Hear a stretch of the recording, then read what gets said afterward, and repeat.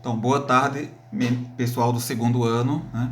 Então, eu vou agora, nós vamos agora, aliás, né, para a nossa aula de História. Infelizmente, a aula não pôde ser transmitida pelo Google Meet, né? O sistema estava muito ruim, eu preferi não arriscar, porque eu tentei mais cedo com os primeiros anos e deu errado. Então, eu achei melhor continuar fazendo as aulas como eu sempre faço, é muito melhor e mais seguro, está certo?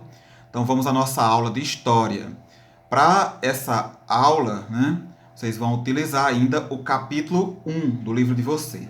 Deixe-me indicar aqui a página, desculpe aí, né? Eu tenho que indicar aqui a página para que vocês possam utilizar, né, o livro didático. Então ainda é o capítulo 1, na página 15, né, da página 15 à página 23. Nessa aula, nós vamos trabalhar a página 21, né, as navegações espanholas. Veja só, nós vamos trabalhar especificamente a página 21, as navegações espanholas.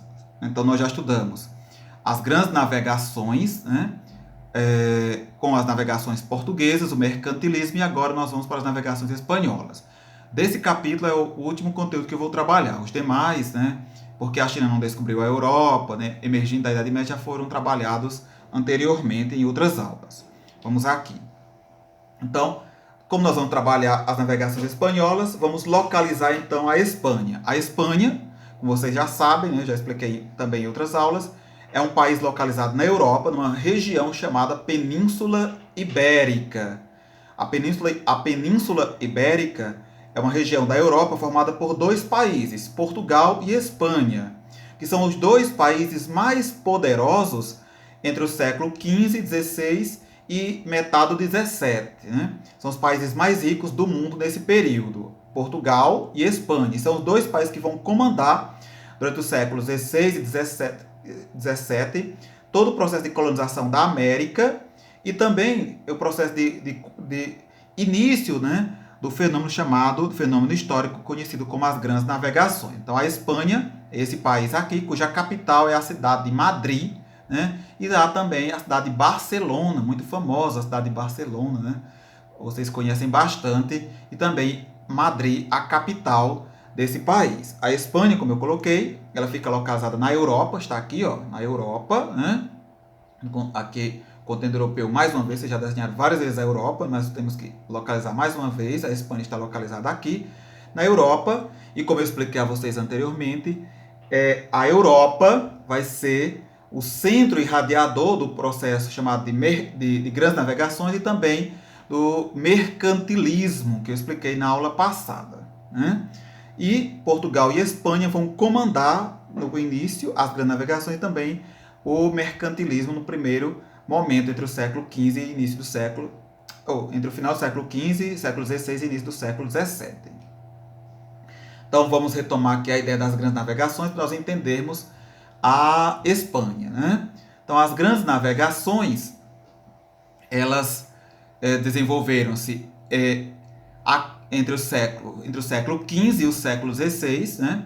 No século XV, Portugal inicia seu processo de conquista da África, aqui todo o litoral atlântico africano, né, até chegar à Índia em 1498. A gente já viu, né, que em 1498 o navegador português Vasco da Gama conseguiu descobrir uma nova rota comercial para o Oriente, navegando pelo Oceano Atlântico, contornando o continente africano e chegando até a Índia em 1498. Mas paralelamente a essa tentativa de Portugal chegar à Índia, né, ou seja, descobrir uma nova rota comercial para a Índia, a Espanha também vai entrar nessa corrida, né, das grandes navegações. A Espanha entrará mais tarde. Veja que Portugal já conseguiu fazer isso em 1415. E a Espanha só vai começar o seu processo de expansão em 1492.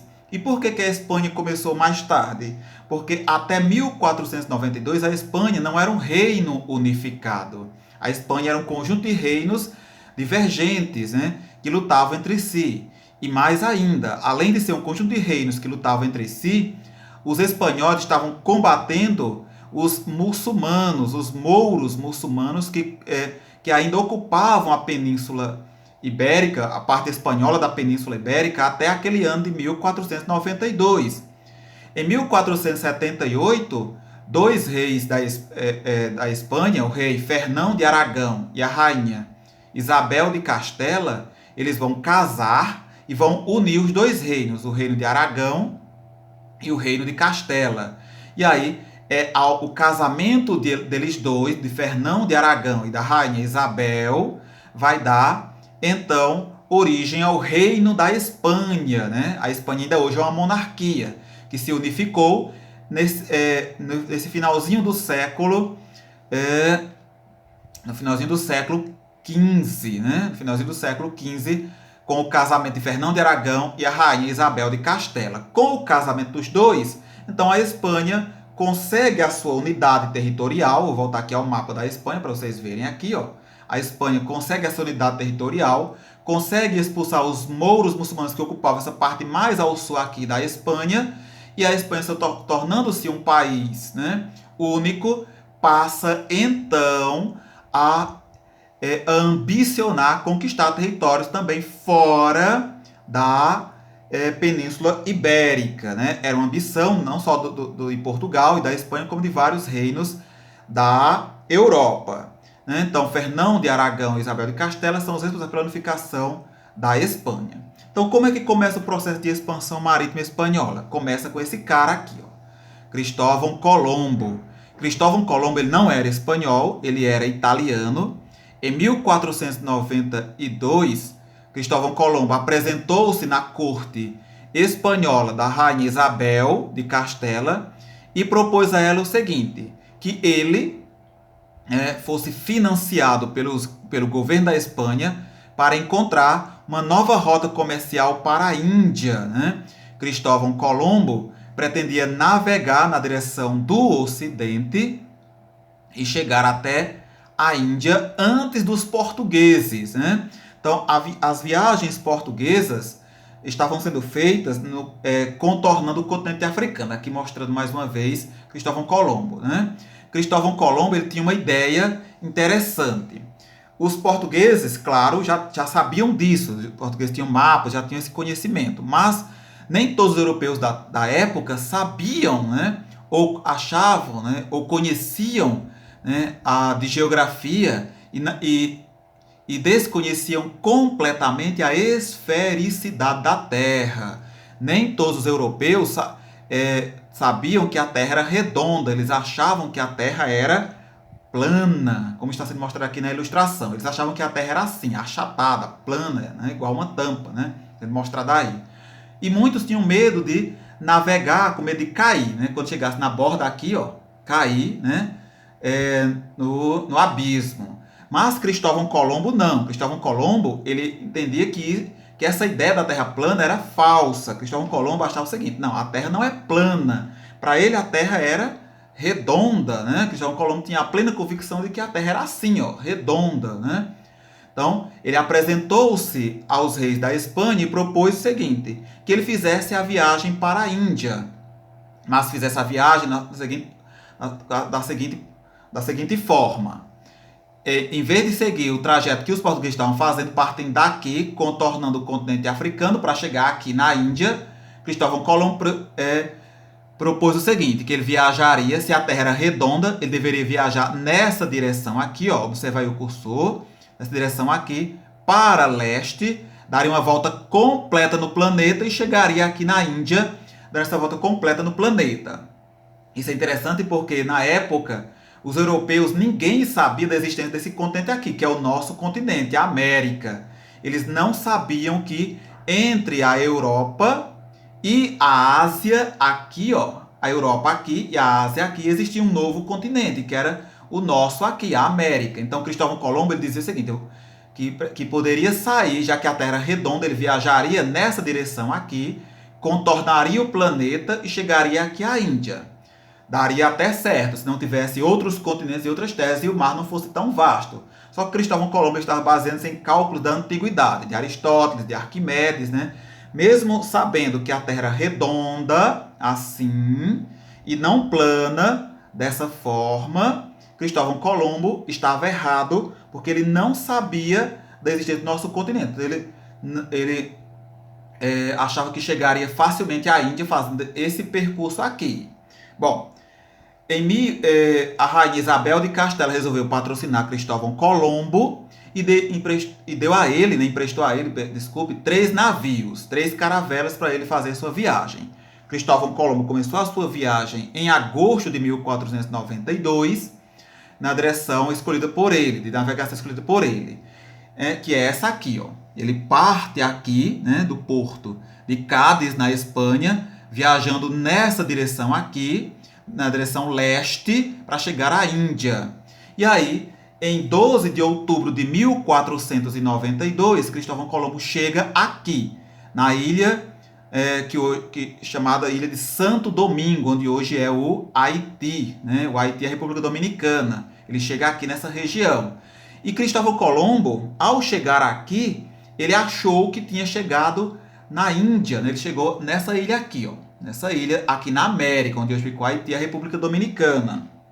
Então, Cristóvão Colombo, aqui mostrando a ilustração, a chegada dele, ele entendeu que havia chegado finalmente na Índia, que ele se antecipara aos portugueses e havia desembarcado na Índia. Cristóvão Colombo estava errado, ele não tinha chegado na Índia, ele tinha chegado na América, só que ele não sabia da existência do continente americano e nem sabia que aqueles habitantes, aquelas pessoas que ele viu na praia não eram pessoas da Índia, eram pessoas aqui de um novo mundo, de um novo continente que ele tinha chegado, né? Daí por isso ele chamou eles de índio, porque ele acreditou que tinha chegado na Índia. Ele cometeu um erro, né? Chamou os habitantes de índios, porque achava que tinha chegado na Índia. E até hoje as pessoas confundem isso, né? Chamam os indígenas de índios, porque Cristóvão Colombo acreditou também que havia chegado na Índia no dia 12 de outubro de 1492. Aqui mais uma vez mostra a chegada de Cristóvão Colombo aqui no Novo Mundo, aqui no nosso continente, na América, né? Aqui, né? Colombo na América. Cristóvão Colombo nunca, né, admitiu o erro de que havia chegado em um novo continente. Ele sempre acreditou que havia chegado na Índia. Ele morreu acreditando nisso, né? Só bem depois da morte dele é que se confirmou que ele tinha chegado em um novo continente. E o que era que Cristóvão Colombo, a serviço dos reis da Espanha, vinham buscar aqui, estavam buscando também? Igual os portugueses, tal qual os portugueses estavam buscando as especiarias, que eram os temperos, e os metais preciosos, ouro e prata. Então eles estavam buscando isso. Era a busca por temperos, pelas especiarias tão comercializadas, tão caras na Europa, e também dos metais preciosos, ouro e prata. Era isso que Cristóvão Colombo estava procurando também aqui, né, nas suas viagens. E a primeira coisa que ele fez, né, ao chegar aqui ao nosso continente, mesmo sem saber que tinha chegado em um novo continente, a primeira coisa que Cristóvão Colombo fez foi tentar prospectar, buscar, né, entre os povos que ele viu por aqui durante as suas viagens, que ele fez mais de 2 viagens, ele fez 4 viagens aqui, né, ao nosso continente. E aí ele estava buscando essas especiarias e também ouro e prata. Era o que os espanhóis, tanto quanto os portugueses, buscavam por aqui, né? E no mundo todo. Imediatamente, quando a notícia chegou à Europa de que Cristóvão Colombo havia chegado à Índia, claro, os portugueses não acreditaram, porque os portugueses estavam certos de que o seu caminho era o correto, contornando o continente africano para chegar à Índia. Os espanhóis também não acreditaram, claro, mas Cristóvão Colombo acreditou. Mesmo não acreditando, os portugueses e espanhóis se reuniram na cidade de Tordesilhas, na Espanha, e fizeram um tratado. Esse tratado propôs a divisão do mundo entre Portugal e Espanha. Ficou conhecido como Tratado de Tordesilhas. Desse lado aqui, o mundo pertenceria à Espanha. E desse lado aqui, o mundo pertenceria a Portugal. Veja que só um pedacinho de hoje é o Brasil ficava sob domínio português, desculpe, ficava sob controle de Portugal. O Tratado de Tordesilhas ele foi assinado em 1494, quer dizer, 6 anos antes de Pedro Álvares Cabral vir e tomar posse aqui das terras que hoje são o Brasil. Então, o que os portugueses queriam garantir era a posse das terras que eles estavam que eles estavam, né, aos poucos tendo contato, que estavam aos poucos controlando para evitar que os espanhóis, né, também viessem a disputá-las. Daí o Tratado de Tordesilhas, que dividiu o mundo entre Portugal e Espanha em 1494.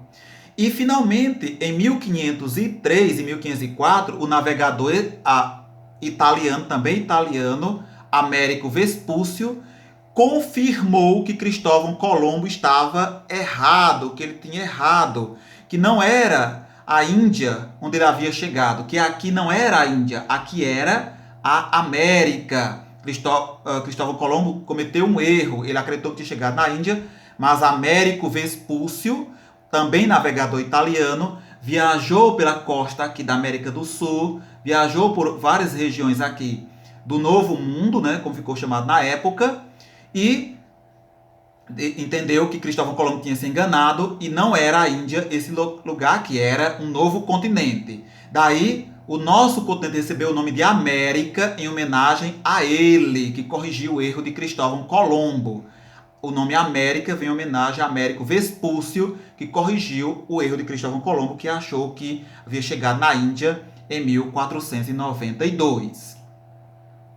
E aí os primeiros contatos entre os ameríndios, os povos indígenas da América, e os espanhóis.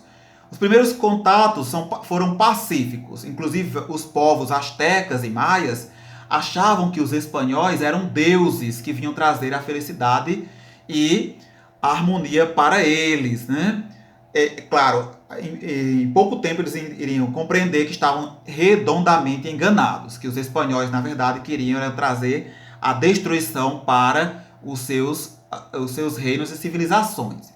Como está sendo mostrado aqui, olha só, os espanhóis, na sua busca de ouro e prata, começam a atacar os povos astecas, os povos maias, os povos incas e todos os povos indígenas da América, e começam a destruir as civilizações. Veja só, mostrando aqui. O primeiro contato, que foi pacífico, logo se tornou violento, né, e levaria à extinção, o extermínio desses povos, os povos astecas, os povos maias, os povos incas, os povos indígenas de todo o continente americano, né?